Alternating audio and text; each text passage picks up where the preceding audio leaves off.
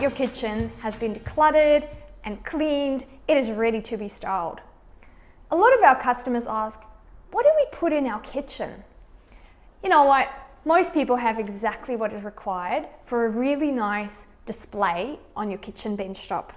Something as easy as getting a wooden board, a wooden chopping board, put it upright like that, grabbing a cookbook that has neutral colors. We always go for ones that have a hard copy cover or hard bound cover so that it can stand on its own.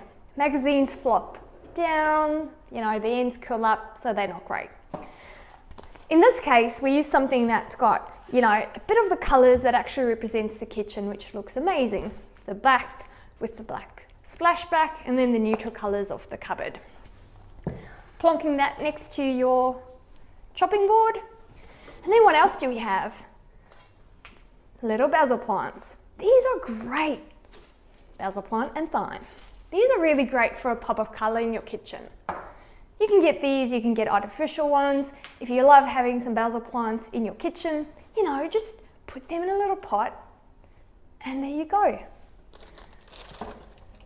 Having a bowl, or in this case, a platter with a couple of artificial fruits, or if you don't have artificial fruits, a really good option would be green Granny Smith apples, limes, or lemons. Even garlic works really well. Put it all together and you've got a kitchen perfect display ready for a photo shoot. Thanks so much for watching this video. Remember, if you liked it, press thumbs up and subscribe to get more videos like this. See you next time for more fantastic home improvement tips. Bye.